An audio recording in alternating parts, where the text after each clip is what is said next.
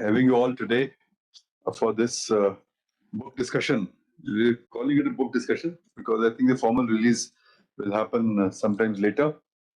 Uh, this is the latest book from the stable of Shri Devasher. This is called The Pashtoons, A Contested History. And I think you can see it all here. And think we can probably show the book before we get into the discussion. Yeah. एक photo ले लेते हैं.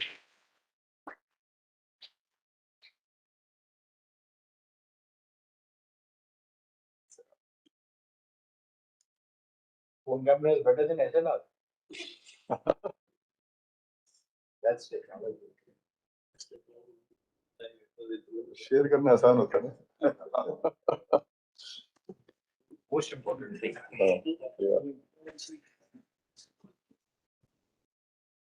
So we are really delighted that Tilak ji has chosen the VIF to probably the first book discussion, because he's very much our own, and he has written several books. He's been with the Pakistan study group, steering it for last several years now. And in fact, it's good to hear you on a book discussion because during the PhD meetings, we seldom hear you. You're more like a curating a thing. Yeah. So, of course, this is an extremely important topic, evergreen, I suppose. The Pashtuns and it will revere for last several thousand years. They have been there and shaping the history of this region. And I think this is going to continue in the near and the long-term future. So I don't have to give any long introduction, either of the topic or of the author, because the people who are here today, and I can see General Vij here, General Rakesh Sharma, and many other series. IIG, of course, he was talking about the book, and Ambassador Ashok Kant, General Sani, and many others colleagues here. And of course, we have two discussants also, Rana Banerjee ji and Sushant Serene. Do I need to introduce both of you? इनको तो खैर आपने देखना है तो शाम को इनको देख लीजिए आप टीवी के ऊपर. उनको सुनना है तो आप उनका रीडिफ पढ़ लीजिए तो वो सब पता चल जाएगा. But anyhow, I think that's so they're very eminent experts and they have read the book. I haven't read the book. I just saw it this morning and look forward to reading it, and before that hearing from Tilak ji as to a little introduction to the book, and then we'll get into our discussion, and we'll have comments by Mr. Sushant Siri and by Mr. Rana Banerjee, and then we'll have some discussion before we conclude it at 1 o'clock. So over to you, Tilak. Thank you very much, and thank you everybody for coming for this book discussion. And it's a pleasure to be here in the VIF, since VIF is almost like a home to me. I've been here so many times and had so many book discussions on this. So thank you all very much. Now, the Pashtoons: A Contested History is my fourth book, in which I talk about the Pashtun ethnic identity that straddles Afghanistan and Pakistan. Though, of course, no discussion can be divorced from the countries in which the people live. Yet this book is not mainly about Afghanistan or Pakistan. It is mainly about the Pashtuns. The book seeks answers to questions like, who are the Pashtuns? What are their religious and social beliefs? What is Pashtun Wali? What is its connection to Islam?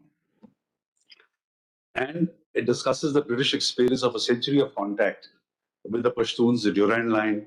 It talks about Ghaffar Khan and the post-partition Pashtun politics in Pakistan. It talks about the developments in Afghanistan right up to and including the Soviet invasion, the Mujahideen, the civil war, the rise of the Taliban. It talks about the US intervention in Afghanistan after 9/11. It talks about the defeat and the resurgence of the Taliban and ultimate victory of the Taliban. It talks about the incubation of the Al-Qaeda and the ISKP in Afghanistan. And finally, of course, it talks about the dubious role that Pakistan has played in these developments right since 1947. And finally, the book looks upon the strengths and weaknesses of the Pashtuns. And if the Pashtuns are to find peace and break the cycle of violence and war, they will themselves have to come up and decide on their own future because nobody else is going to be able to do it for them. Pashtunistan, which I keep referring to in the book, The Land of the Pashtuns, spans an area of more than 100,000 square miles and historically stretched from the Indus to the Hindu Kush. Today, this land and its people are divided by the British era controversial Durand Line into Afghanistan and Pakistan. Consequently, the Pashtuns, despite being perhaps the largest tribal Muslim population in the world, are without a country of their own. But despite being divided between two countries, the Pashtuns share a common ideology of descent, of religion, common ethnic, cultural, linguistic, and familial bonds, common historical memories, and a common code, Pashtun Wali, the way of the Pashtun. These unifying bonds make it possible to see them as a single ethnicity spanning a single piece of real estate distinct from their neighbors. Moreover, the present division of the Pashtuns is just one of the several avatars that this land has been subject to over the centuries. Pashtuns on both sides of the Durand Line being one nation is best expressed by the Pashto phrase, Yaro Bar Lo Afghan, which means that that is low as the lowlands of Pakistan and high, the highlands of Afghanistan are one. This is a strong sentiment, especially now which is being come out by the Pashtun Tahafuz movement. Through most of history, the Pashtun region now included within the boundaries of Afghanistan and Pakistan has been contested and has witnessed more invasions than any other in Asia or perhaps even in the world. From the Aryans in about the second millennium BCE to the Greeks, the Persians, the Sakas, the Pashtuns, the White Huns, the Arabs, the Mongols, the Turks, the Mughals, the British, the Soviets, and now the United States, this region has seen it all. Interestingly, each of the invasions were motivated due to this geostrategic reasons. For millennia, landlocked Pashtunistan, located as it was on the crossroads of Central Asia, South Asia, Middle East, and East Asia, was the transit route to the riches of India. Most invaders attempted to conquer and subdue the Pashtuns, but ultimately failed, giving the land the moniker of graveyard of empires. And the reason was, as all invaders found out, the Pashtuns could not be defeated, simply because you cannot defeat a people who have no concept of defeat in the classical sense. They know when to hide, they know when to run, they know when to talk, and they know when to fight back, but fight back in Afghan time. Not surprisingly, these invasions have led a tough and hardy people with a unique way of looking at the world and a unique concept of life. In medieval times, Pashtunistan was a borderland and contested between empires that ruled from India, Iran, or Central Asia. In the last 2 centuries, it has had the unfortunate distinction of being invaded by each of the great powers of the time: Great Britain in the 19th century, the Soviet Union in the 20th, and the United States in the 21st. But who are the Pashtuns? There has been a fair amount of confusion about the term Pashtun, Pakhtun, Pathan, Afghan. The ambiguity stems from the fact that the Pashtuns have been commonly referred to interchangeably with Afghan due to the Persian usage of Afghan, or Afghana for the Pashtuns. During the British rule, several authors tried to make a distinction between Afghan and Pathan. Afghans were those who were under the influence of the Safed Persian Empire and spoke Dari, whereas the Pathans were in touch with the Mughal Empire and with India and spoke Pashto. The tribes in the north of the region use the harsher term Pakhtun, whereas tribes in the southern portion use the softer Pashtun. Likewise, in the north, it is called Pakhto, the language, and the south, it is called Pashto.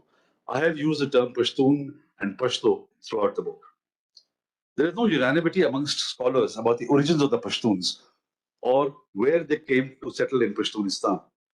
The various hypotheses about the origins of the Pashtuns vary from their Semitic beginnings to an Indo-Aryan inception. Additionally, the region experienced substantial historical layers of in-migration over approximately 2,000 years from the north, from the west, and from the east and southeast. Each horde, as it passed, would have left its mark on the inhabitants of the country, one way of life constantly overlaying another. As a result, the region became a melting pot of migrations, creating ethnic complexity.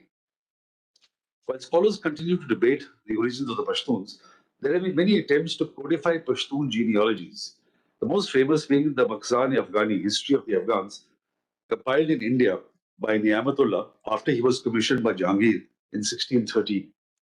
According to these chronicles, the Pashtuns themselves claim descent from a common ancestor, Qais bin Rashid or Qais Abdul Rashid, who went to Medina in 622 and met the Prophet and was converted to Islam by the Prophet. On return to Gaur, he is supposed to have successfully propagated the faith. He had four sons, three biological and one adopted, who are today accepted as the founders of the major tribes under the Pashtun lineage.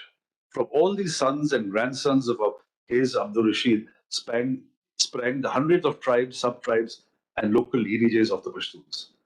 This narrative is an article of faith amongst the Pashtuns, who determined the start of their lineage with a conversion to Islam, ignoring the whole history before Qais. They believe in the purity of their descent, believing they have no infidel past, or nor do they carry their history, the blemish of defeat and forcible conversion, almost like a chosen people. The Pashtuns have a unique and defining tribal code called Pashtun Wali, or the Way of the Pashtun, that distinguishes them from other ethnic groups. It is an unwritten set of values, customs, cultural codes that governs routine life. The various elements of Pashtun Wali taken together represents the Pashtun's concept of an Gairapman Pashtun, or an ideal Pashtun who leads an honorable life. At its core, Pashtun Wali is about Nang, or honor, rooted in the triangle of Zan, Zar, Zameen, that is women, wealth, and land. As Kushal Khan Khattak, the 17th century warrior poet, put it, I despise the man who does not guide his life by honor. The very word honor drives me mad. And then he wrote, the very name Pashtun spells honor and glory. Lacking honor, what is the Afghan story? Since the responsibility of upholding individual and tribal honor rests with the males, most carry weapons, which have become a tangible expression of the code of honor. The obligatory weapon symbolizes a man's status in society, signaling his role as protector of his community. The obligation to take revenge, or badal, is another critical aspect of Pashtun Wali. As young Churchill put it, and I quote, no injury was to be forgotten and no debt left unpaid. And the Pashtun proverb states, he's not a Pashtun who does not give a blow in return for a pinch. There is no time limit for revenge. As the well-known Pashto saying goes, the Pashtun who took revenge after 100 years said, I took it too quickly. Taking an overview, several strands about the Pashtuns will be visible in the book. First, the tragedy of the Pashtuns is that since December 1979, they have been subjected to constant warfare. This prolonged war has caused one of the largest displacements of people in recent times, with the main victims being Pashtuns, whether they were refugees who sought shelter in Pakistan or in Iran, or the internally displaced persons in Pakistan as a result of various army operations. The Pashtuns have also suffered the most in the globalization of jihad because of the structural changes that Pashtun society underwent on both sides of the Durand line. Traditional Pashtun leadership was brushed aside, at times violently, and replaced with Afghan and Pakistan radical Islamists. Worse, those being killed were Pashtuns. Those who were killing were also Pashtuns. Most of the Afghan Mujahideen were Pashtun. The Taliban are Pashtun. The Tehreek-e-Taliban is Pashtun. And those whom they have killed in Afghanistan or in erstwhile Fatah are Pashtun. Even Pashtun children have not been spared, and the story is not yet over. The killings continue. Second, a major failing of the Pashtun as a collective is that they have shown unity and national solidarity only when seriously threatened by foreigners. To a lesser extent, they or a section of them have also united when engaged in successful military offensives, territorial conquests, and plundering raids. Other than that, the long history of the Pashtuns show fragmentation and feuds and conflicts with one another. Attempts at unity by some leaders have either been futile or have not lasted beyond the lifetime of the leader. As a result, outsiders have subjected them to intermittent invasions and even occupation, however limited in time and space it may have been. In fact, one of the greatest laments of Kushal Khan Khattak was the disunity amongst the Pashtuns, whom he vainly tried to bring together. And he wrote, More skilled in the swords of the Pashtuns and the Mughals, but only more intelligence was theirs. Were the tribes but of agreement amongst themselves, emperor would prefer to bow before them. The third strand is a representation of their proclivity for conflict and warfare, largely due to excessive reliance on colonial literature. For example, as Winston Churchill wrote, and I quote, except at the time of sowing and of harvesting, a continual state of feud and strife prevails throughout the land. Tribe wars with tribes. Every tribesman has a blood feud with his neighbor. Every man's hand is against the other, and all against the stranger. Unfortunately, there has been a lack of counter narratives about the Pashtuns that could challenge the colonial stereotypes. The non-violence of Khan Abdul Ghaffar Khan, the activities of Pashtun tribal elders who have stood against the Taliban and Al-Qaeda and paid a huge price for such resistance, and the evolution of the non-violent Pakistan Tahfuz movement, Pashtun Tahfuz movement, have not received the kind of attention they should have. Apart from the lack of counter narratives, while there is an abundance of British literature on the Pashtuns, there are not many Pashtun versions of how they saw themselves or how they saw the British. As Ghani Khan, Ghaffar Khan's son, a poet, put it, the Pathans have no written history, but they have thousands of ruins where hungry stones tell their story to anyone who would care to listen. Ghani Khan, in his book Pathans, has best expressed what a Pashtun is like and what a Pashtun thinks about Pashtuns. He admits that the Pashtun is not easy to love because he takes a lot of knowing, and his is the most complicated simplicity. Amongst his traits is a love of fighting, but he hates being a soldier, a love of music, but contempt for the musician, a temperamental neighbor who could become a loving friend or a deadly enemy. He knows no happy medium. That is his greatest virtue and his greatest drawback. Though kind and gentle with a tender heart, he dislikes showing it and tries to hide it under a rough and gruff exterior. He is too good a fighter to leave his weakest part uncovered. Third, a critical thread after the creation of Pakistan in 1947 has been the Pashtunistan issue. The newly created state of Pakistan inherited the British territories and with it the issue of Afghan irredentism.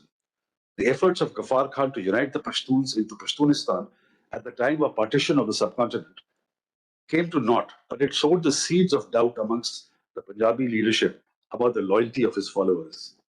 Post-partition, several Pashtun-led Afghan governments have intermittently raised the issue of Pashtunistan, about the validity of the Durand Line, and challenged Pakistan's right to rule over its Pashtun areas.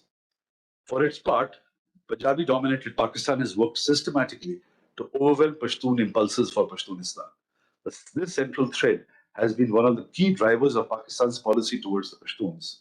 Its efforts have been to snuff out Pashtun nationalism and install a friendly and dependent government in Kabul that has been mainly responsible for the current turmoil in Pashtunistan. To do so, Pakistan has manipulated the deeply held religious beliefs of the Pashtuns to encourage the growth of radicalism, terrorism, and violence. Finally, an interesting dynamic at play currently is how would a resurgent Taliban deal with the issue of the Durand Line? In their earlier avatar in the late 90s, they had refused to accept it despite Pakistan pressure. Current indications are that not only have they continued to resist such pressure, but elements of them have actually torn down the fence in certain areas. The leadership has called the issue unresolved and termed it as dividing a nation. The moot question is if the Taliban will be able to further the issue of Pashtunistan and the aspirations and interests of the Pashtuns. So I'll stop now and thank you very much and hand it back to Arvind. Great. I think that was a comprehensive introduction, and that sets the stage for our comments. Many questions come up. I'm sure you are dealt with them in the book. You mentioned briefly about the Punjabis and how the Punjabis looked at them, but also Pashtun, how other tribes or other ethnicities look at the Pashtuns, Tajiks, and the others. And also perhaps the Baluchis. You've written a book on the Baluch also, Baluchistan. Then there is also, because Afghanistan is surrounded by, am I audible? Yeah. So surrounded by other countries, Iran, Central Asia, etc. So what has been the interaction? I think that's something that I would be interested in knowing. But let me now turn to Sushant for his comments. Thank you, sir. Initially, when General Sani asked me to become a discussant for the book, I, of course, agreed readily. And then I asked him that, can I get a copy of the book? He says, you buy it. So I said, what kind of book discussion is this where you ask a person to buy a book? This is against all ethics of book discussion. So I'm glad I was finally sent my copy. I would have bought it nevertheless because, the thing is that Mr. Devasher, he is quite a prolific writer, and every time he comes out with a book, I receive it with a healthy dose of envy and admiration. Envy because I keep I'm jealous that he is able to write as much as he is able to write, and all excellent stuff. And admiration because the depth he goes to write his books. And sometimes I think he was probably wasting his time in the profession he was in, and probably after his retirement he's found his calling. So more power to his pen. On the book, on this particular book, and in fact, I've been privileged enough now for the second book of his to be a discussant. His first book was, of course, one of the most important books on Pakistan, uh, The Edge of the Abyss or Over the Abyss, Quoting the Abyss, because it actually lays down all the important uh, metrics which people need to look at rather than whether Imran Khan is coming or Bajwa is going. That's the kind of dumbing down of Pakistani politics, both inside Pakistan and outside it. But the real issues which are going to decide the future of Pakistan are what are there in his first book. Uh, so I'm very privileged to be part of this discussion. Let me first, however, start off with a bit of a carping note on the book. And one thing which I thought is, in a sense, a bit of a missed opportunity. While Mr. Devasher goes into great details on the origins of the Pashtuns and the various genealogies and the myths around their origins, I think the one gap is, and that I don't know, he would have researched it, but that's like a dark area of history in a sense. It's almost as it's been completely whitewashed uh, of the Hindu origins of in what is now Afghanistan. There was a flourishing civilization, a Hindu civilization out there, references to which are there in many of our epics. And yet, although he mentions that in passing, but perhaps a little more detail on that actually these are the same guys, who were there at that point of time and part of the larger Indian or Hindu civilization. Um, and I think that is, to my mind, one of the gaps. And I wish, there was something on that because that would have really added a lot more value to the book. But apart from that, I think much of everything else is it's quite an excellent book. It's a great book for anybody who wants to get. Very often you will come across people who want to know that one book which will tell you everything about a particular place. Not that there's any one book which tells you anything about a particular place, but at least insofar as the Pashtuns are concerned, I think this is one of those one books which can tell you a lot and give you a very good idea of what has happened in this region over the years, over the centuries, in fact. So to that extent, it's a very good book. It portrays a very nice um, and a very fairly comprehensive, gives a very comprehensive portrait of the Pashtun character. Uh, but I would say that many people would probably argue that a lot of that portrayal is what you might call stereotyping of a particular people. And to some extent, that would be a correct criticism. But I would say that, um, you know, uh, cultural context is extremely important in which a particular people operate. A portrayal of a ethnic character does not mean that everybody conforms to that character. In fact, my own sense is that most Pashtuns observe Pashtunwali in its violation than in its observation, because that's a matter of survival. Treachery is important. Treachery is a source of survival. And if you don't believe it, go and ask that fellow Sayyid Ahmad Barelvi of the Hindustani fanatics who was fighting in Balakot against Ranjit Singh. He had been promised all the help by the Pashtun tribes, and then last minute he was ditched, and the Sikhs made mincemeat of him. So that is part and parcel of what happens in Afghanistan. And one could go in chapter and verse on how that has happened. And yet, there are, and I think from an Indian point of view, there is what I call a kind of a romanticization of the Pashtun character. Of course, in our popular imagination, a Pashtun is Sher Khan of Zanjeer, Kabuli Wala, and perhaps Badshah Khan. Uh, and very often we don't portray the ugliness of some of the Pashtuns who have come and settled out here. The money lenders, for example, go to Gujarat and ask people about it. Go to Assam and ask people about it. Go to various other parts of India and ask people about it. The kind of goons who used to come out here and the kind of thuggery which used to happen. The kind of massacres which some of these guys did in India. So, I think we tend to kind of romanticize these guys a bit. And of course, Bollywood is notorious for that. The honorable Pashtun who'll always stick by his friend, little realizing that very often he'll probably stick a knife up his backside. But that's something which people have to understand.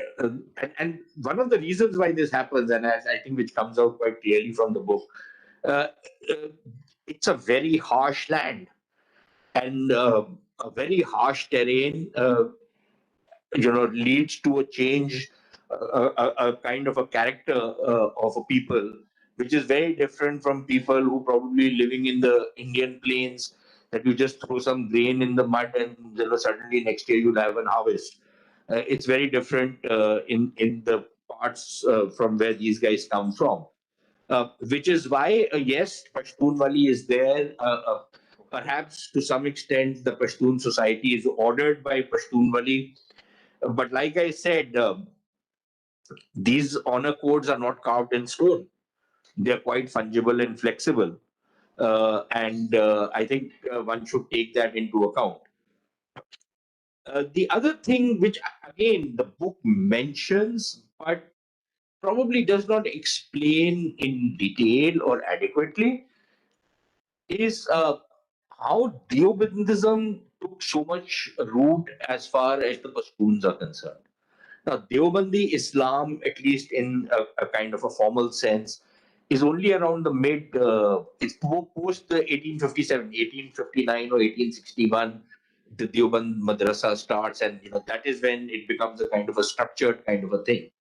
Um, and yet, if we look at the Pashtun society and its adherence to Deobandi Islam, it's, I think, something of a mystery how it spread and how quickly it spread and took root in that particular region. Um, the Barelvi Islam, again, Barelvi Islam is not formalized or very structured, but again, and a second point of copying. We use the term Sufism very, very loosely. And I think we need to start working on that. What very often most people in India call Sufis are hardly Sufis. Um, so just going to, grave worshipping is not necessarily Sufi Islam. And I think that is something where, again, I have a bit of a copying noises to make. But it really doesn't take away anything from the book, which is very rich in a whole lot of information as well as analysis. One thing where I think, and I don't know, again, Mr. Devasher can probably answer that better. But I think one thing where his old profession probably has come back uh, is the constant use of the term Pashtunistan. So I don't know whether this was, this was because he was writing about the Pashtuns and he was writing about the land of the Pashtuns. But I think just the constant use of the term Pashtunistan is something which is going to raise a lot of hackles against Mr. Deveshwar's book. I don't know whether he will be able to sell it in Pakistan after this, but this is just something which came to my mind, uh, on how this thing happened. Um, on the Durand line again, I think Mr. Deveshwar does a very good job in the book as far as the Durand line is concerned, the origins, the controversies around it. I think that's very important. But while I will agree that there is always this thing about the Durand line, which is going to be an outstanding issue between Afghanistan and Pakistan. Uh, my own sense is that, as of now at least, and in fact, even in the past, while nobody is ready to acknowledge the Durand line as an international border, nobody even wants to challenge it to a point where you want to erase it and press your irredentist claims. I don't see that happen anywhere right now. Uh, so there is this thing about and again that is very interesting part of the book where Mr. Deveshwar talks about General Ziaul Haq not pushing for the Durand line because he says that if these borders are very ambiguous, then that gives us a lot of space to uh, you know uh, do the dirty things which we want to do in Afghanistan. And I think what the Pakistanis are likely to find out is that that's a logic that works both ways. And as it seems to be working both ways, that nobody wants to sign and seal, the deal on a border, making the Durand line into an international border. And both sides will probably want to play games around that particular line. So I think that's something which plays very well for all sides.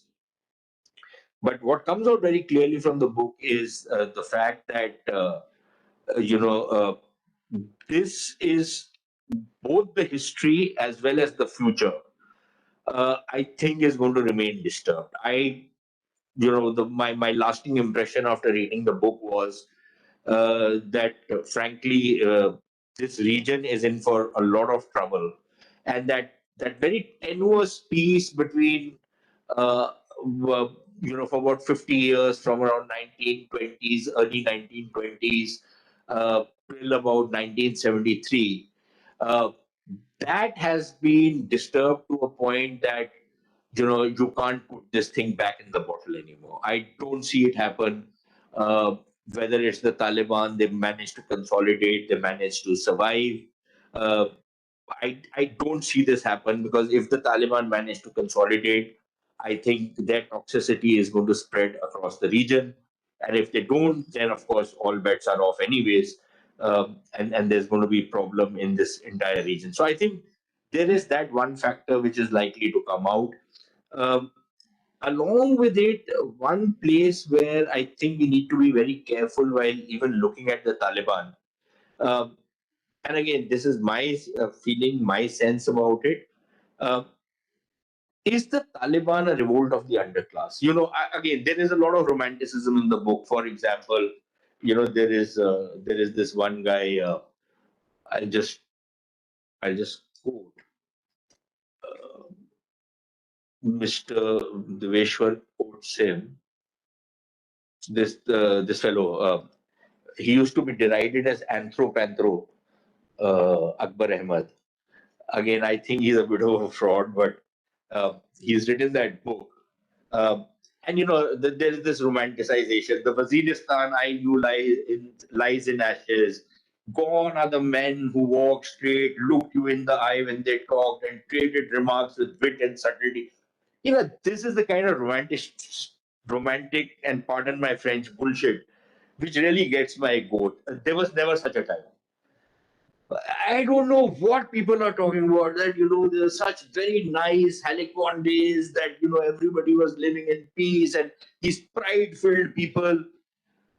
For God's sake, if they were so pride-filled, things would have been very different. So, there's a lot of this romanticization which takes place. Then, um, uh, and the thing is that um, very often what we fail to understand is that what has happened over the last 40, 50 years in this region has changed it completely. The society has completely changed. All those kind of social structures which had been the tribal structures which had been built up of the Pashtuns, which probably lasted for hundreds of years. I don't see them anymore. Which tribal chieftain today calls the shots? That whole the social structure has been upturned completely. And I don't see how you're going to put it back together, unless, of course, some new tribal chiefs are going to come and they are going to be inheritors of the old tribal chiefs. I don't even know whether that's going to happen anymore. Today, forget about the Gilzais and forget about the Duranis. It's the Zadrans who are calling the shots.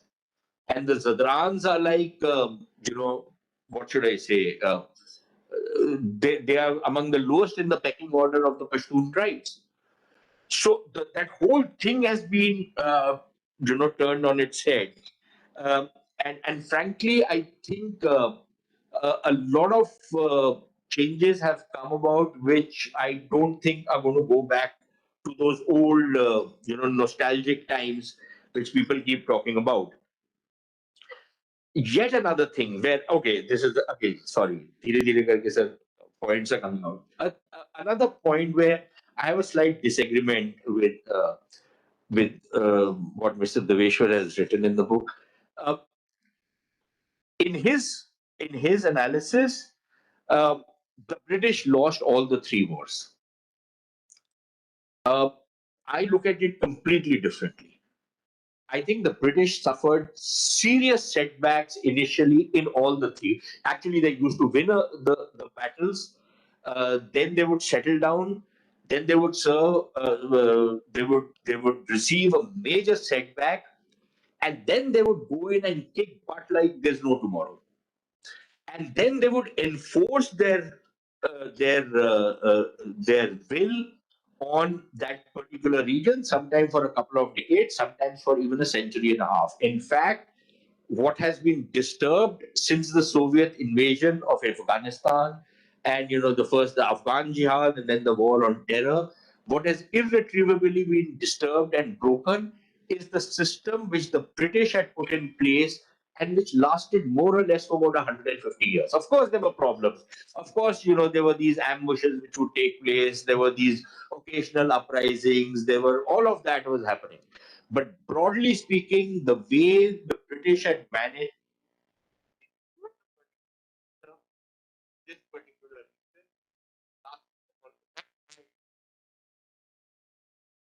it managed to put a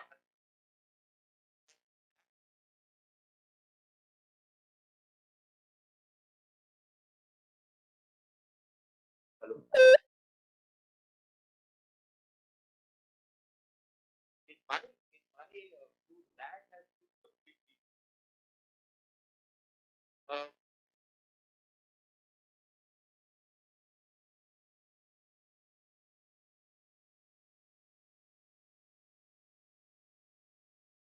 I wish he had written a little more in detail about is this the division again and the slogan aside, Larobar Afghan, Yo Afghan, the slogan aside, the sentiment aside, uh, I think Mr. Deveshwar does mention in the book that uh, the two the two divided parts of Pashtunistan, as he calls it, that is the Pakistani Pashtuns and the Afghan Pashtuns, uh, they have completely separate histories over the last 100 years. And they are not necessarily the same people anymore. They have different histories and different memories. They have different allegiances. Of course, there are sentiments which keep them together. I would, in a manner of speaking, again, these are comparisons are odious, and I don't mean to make it into a one-is-to-one comparison. But the kind of nostalgia very often, you'll see among those loser Punjabis who still pine for Lahore or whichever other goddamn place. General Sani, for example, loves his Atak and all of that. Uh, or Rawalpindi, sorry. You know, that aside, uh, to compare the Punjabi in India today with the Punjabi in Pakistan, it's a world of a difference. We might speak the same language, we might, pretend to be the same kind of people. We are not. Completely different. Our histories are different. Our memories are different. Our everything is different. Of course, there'll be those idiots who'll keep saying, "Oh, Sada Lahore." Then go back to Lahore, yeah, for God's sake. Don't stay in Delhi or defiling Delhi, anyways. Uh, so I think that has happened in the Pashtuns as well. At least that is my sense. Again, Mr. Deveshwar, because he does a very comprehensive job, he does point out in the book. He quotes somebody who says there are three kinds of thinkings in as far as the Pashtuns are concerned. I disagree with the first description of a Pashtunized Islamist. I think it's an Islamized Pashtun. But then he talks about the people who are statists, and there is a third one who are the nationalists. But I think among all of them, they have different histories and different memories, and you can see some of those divisions when you talk to people from that region. Um, so I think there is that issue which is coming up. Another issue which I sense among the nationalists, the so-called Pashtun nationalists, um, is that they are stuck in a time bomb. They have no new ideas. Uh, they have no sense of how to really connect with the modern generation. Yes, there is certainly the PTM which has come about, which is speaking in an idiom which at least a section of the Pashtuns find very valuable and are attracted to. But how much of the sentiment does the PTM command? Perhaps they have stolen the nationalist thunder, but whether this is something which will last, I don't know. But what the PTM could end up doing, and what I suspect could happen going forward, um, is what I might call a kind of a Pashtun civil war. A Pashtun civil war between the so-called more progressive, modern-looking element and the more conservative and medieval element represented by the Taliban. Perhaps that might happen in the future because my own sense is that that whole system is broken. Um, Another point which I want to make again, Akbar Ahmed brings me to this. He writes, and Mr. Deveshwar quotes him uh, on how the drones were very unpopular. Now, maybe from where Mr. Akbar Ahmed lives, he found the drones very unpopular. But the fact of the matter remains that if you talk to the Pashtuns, and there have been actually surveys in the Pashtun areas, the drones were a very popular element in that area. And in fact, there is a Pakistani general who was heading the troops in that region, who even said that the drones take out, in most cases, overwhelmingly, they take out the terrorists, and there might be a few civilian casualties, but by and large, they've only taken out terrorists. So I don't know from where Akbar Ahmed probably is too influenced by Imran Khan, and he comes up with these things. Uh, and then you have this whole problem. Again, that's not a problem which is unique to Pashtuns, that you seek solutions for the future in the past. And I think that's a mistake societies across the board make. We do it ourselves, but I think in the Pashtun case, I think it's become an epidemic. And I just use two words to explain that: Loya Jirga. Now, when the Loya Jirga first happened under Ahmed Shah Abdali, there was a certain background to it, there was a certain context to it, and it worked. For conflate a local jirga, which is a kind of a panchayat kind of a system, not exactly, but it is a sort of a for to dumb it down. Confuse that with a loya jirga in which you are asking various tribes and various people to subsume their interest for a common cause. Uh, I think it's a mirage which everybody seems to be chasing and looking at uh, as some kind of a solution. And finally, on this whole issue of Pakistan versus Afghanistan, I, you know, for many people, it is difficult to understand how the Punjabis look at the Pashtuns.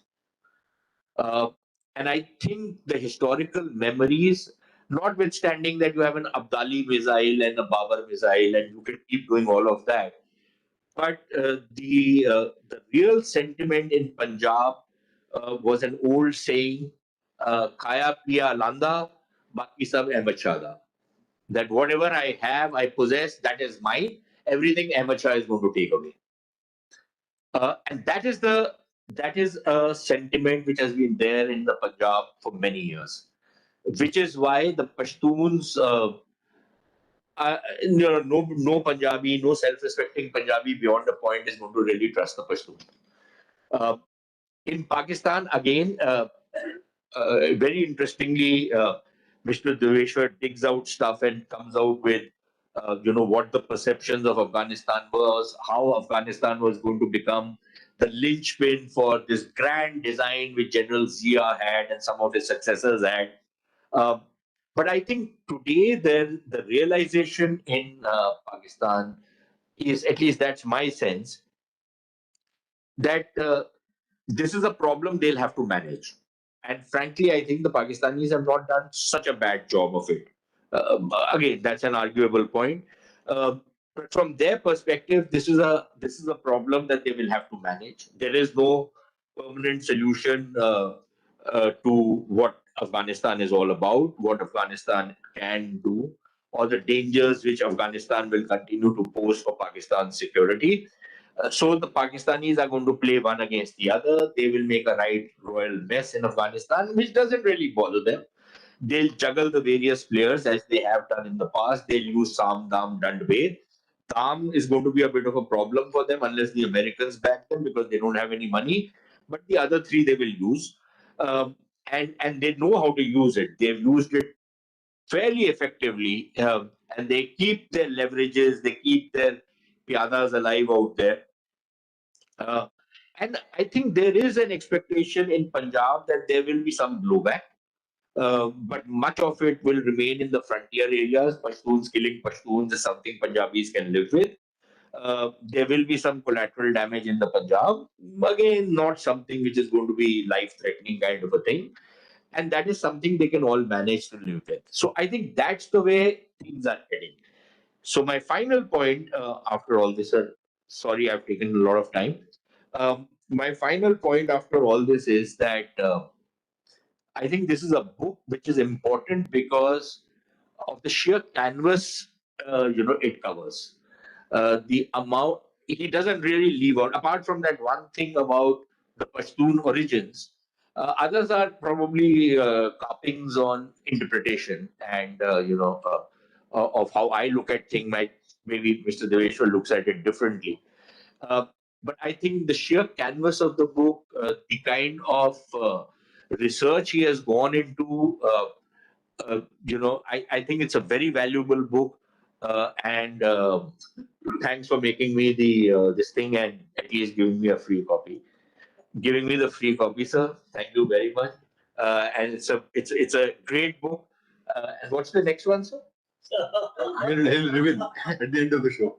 At the end of the event. Thank you. Okay, thank you very much, Sushant. It's fun now. No, but later. Otherwise, it will sort of time we will not be able to manage. So it's been a very constructive critique. I think very useful. Large number of points you have raised. A lot of food for thought. 2 points which struck me. One is about the pre-Islamic past of Afghanistan, and I entirely agree. that a lot more work needs to be done on this one. And our forthcoming book on Afghanistan has a chapter on that. Brief, of course, not in detail, but it really is amazing how Afghanistan was almost completely integrated with the Hindu and Buddhist civilization. Hindu civilization, when you see even on the internet, the photograph of Goddess Ganesha, which is 7th century, and the inscription underwritten it makes you feel in a totally different world. So, and we have completely ignored it. Nobody's interested in it. And instead, we have created this highly romanticized version of. But why did that happen? Also, I think is worth looking at. Why did this? I mean, Afghans, like the Punjabi-Afghan relationship that you mentioned, it's been there, it's known, and yet there is such a romanticized version of the Afghanistan. So that's something that probably could be discussed. The second point is about a very important point. This is more like a question that when ethnicities get divided across borders, artificial or real, and then you have very different histories, does it erase their commonalities, etc.?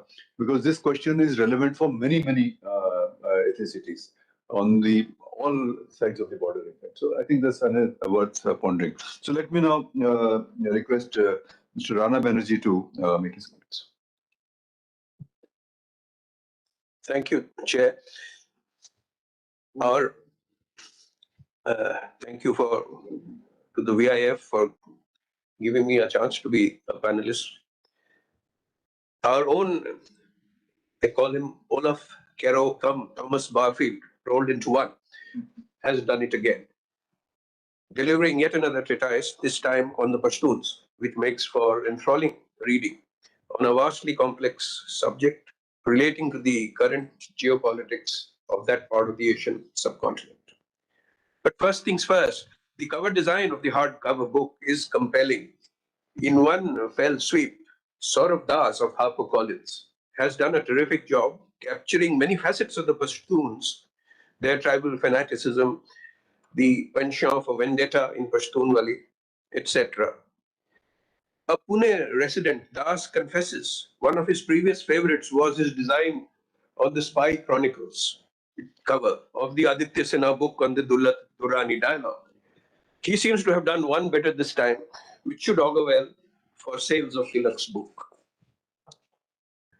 The setting of the book, with chapters 1 to 7, have been delineated in a very clear-headed manner, though overlaps have been quite impossible to avoid in the logical narrative constructed.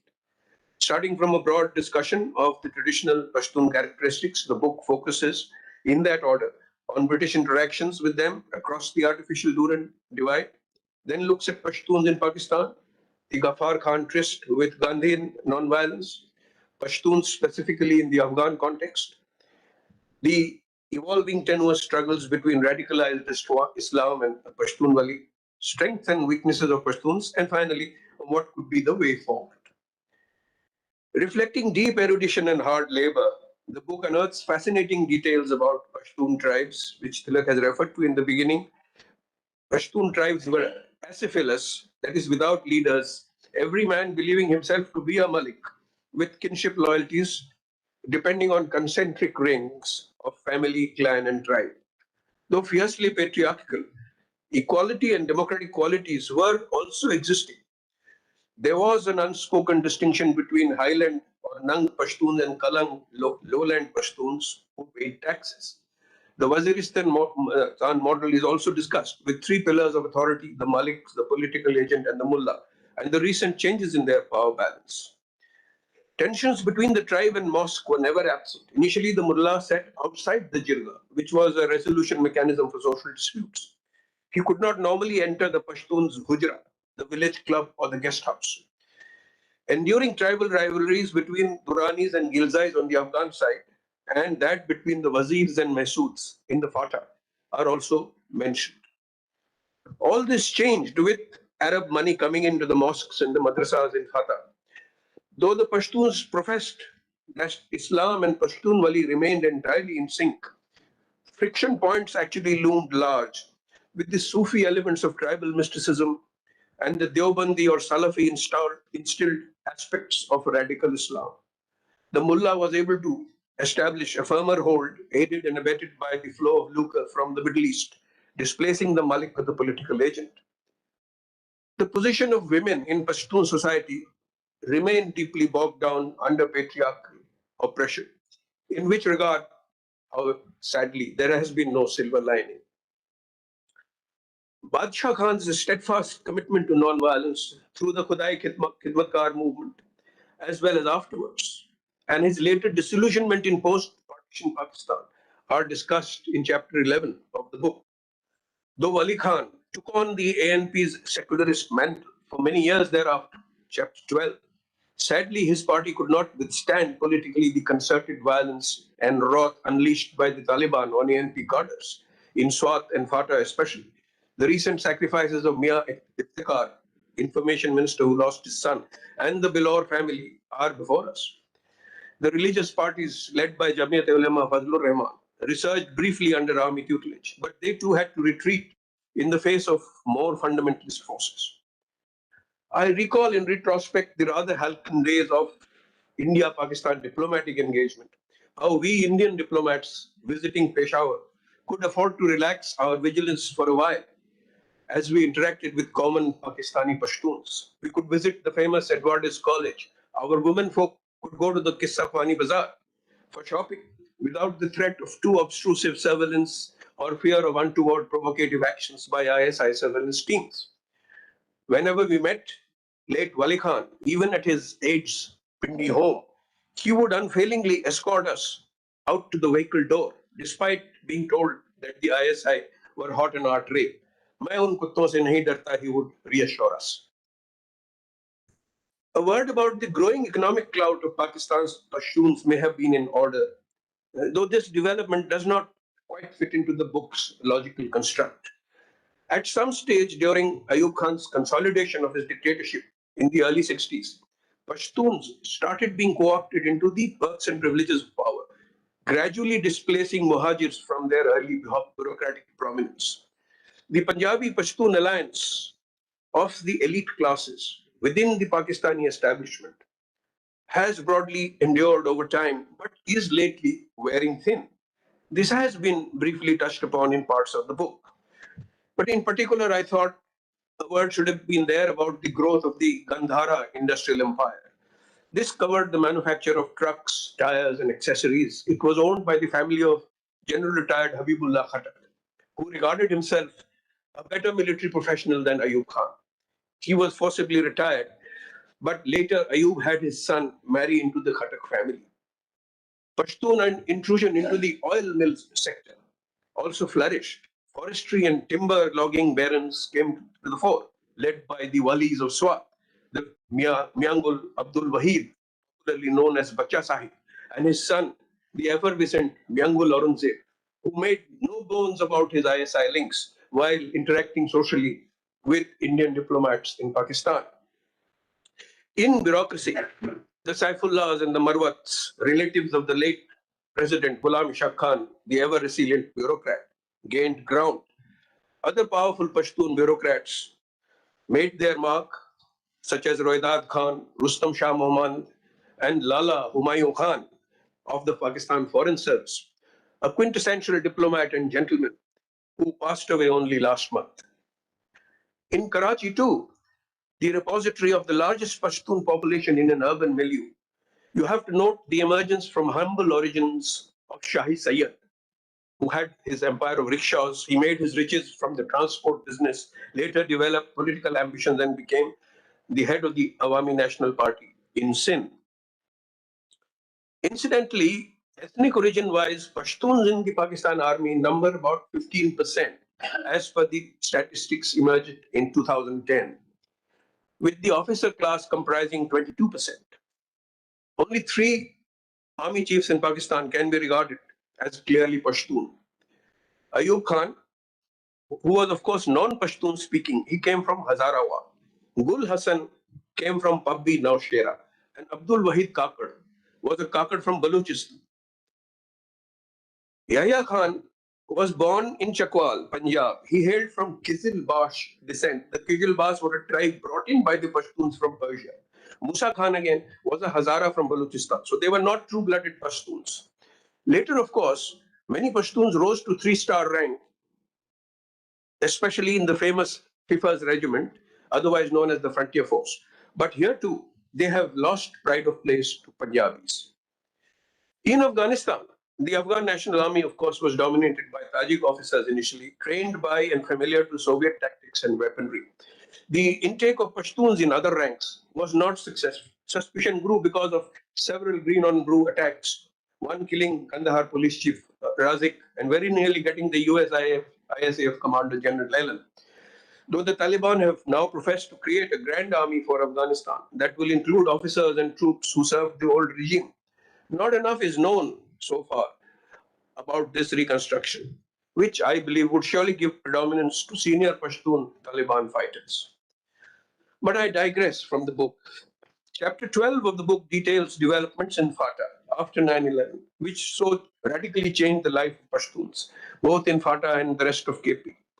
The initial hiccups the army faced in its operations there and Hamas surrenders of Pakistan Army's Pashtun soldiers are vividly described. The book moves on, covering in a wide swath the history of trans-border contestation between Afghan and Pakistani parts of Pashtunistan. In an interesting chapter 17 entitled Blowback, some rather embarrassing issues for Pakistan's policy establishment are flagged. The author argues that though efforts to mold Pashtuns to serve their strategic or security objectives were undertaken, that too at a huge cost, they did not succeed. The author cites a perceptive comment here from the noted revolutionary and author late Iqbal Ahmad, whom I too had once occasion to meet in Pakistan, who found ethnic nationalism lurking just below the Taliban's Islamic skin. He was, of course, talking about Taliban 1.0. So he said that if the Taliban remained in power long enough, they would turn on Pakistan, linking their brand of Islamism with a revived movement for Pashtunistan. This is something which Tilak mulls on later in the book. The rise and growth of the Pashtun Tahaffuz movement is covered in detail in chapter 26, where the army establishment sees the PTM as a dangerous phenomenon and confronts it forcefully.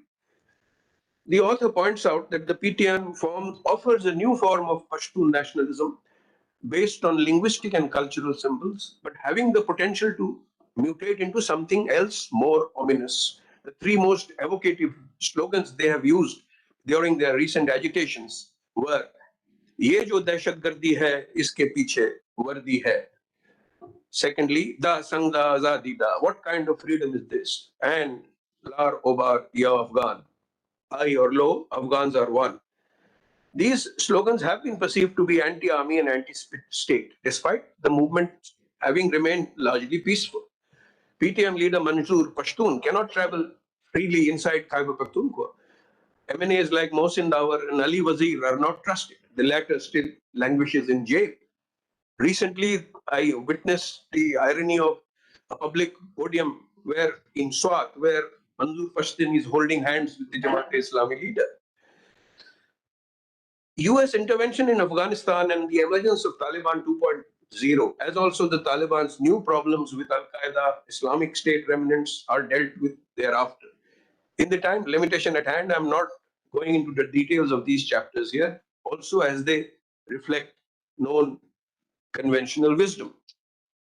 In a thought-provoking last chapter, the author notes how the Pashtuns suffered several blows to their social order and traditional tribal mores in the last decades because of continuous warfare and internecine violence, elimination of tribal maliks, and the growth of Salafism, which infused deep roots within empowering the mullah. Despite their known fierce independence, restoration of the old Pashtun order is not going to be easy, especially as they remain deeply divided among themselves.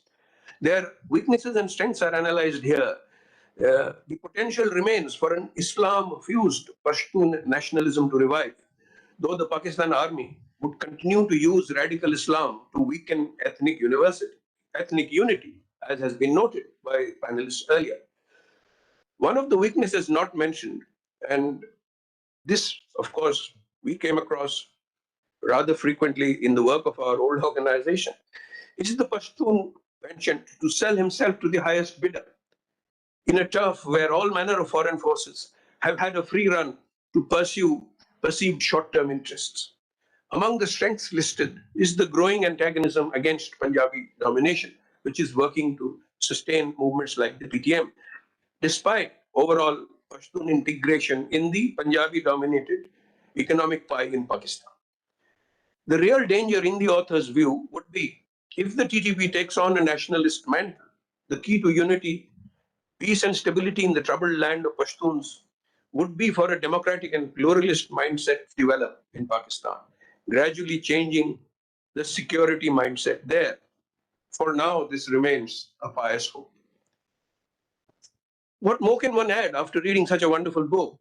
Much wisdom from scholars over the ages has been distilled into simple language to make the Pashtuns so readable. I wonder now, GM Sayyid, Pir Pagara, and the Magdooms of Hala must be turning in their graves, preparing for Tilak's next possible tome on the Sindhis, or even others, as General Sani recently mentioned, for possible cross-border jappis on Punjabi. Thank you. I think that's wonderful. I think for a complete understanding of Pakistan, we certainly need books on Sindhis and Punjabis. Yeah? Having done Baluch now, the two, Pashtuns, Okay. So thank you very much for that comprehensive view and also some insights which are very unique to you, particularly on the generals and the family tie-ups, etc., which you always provide.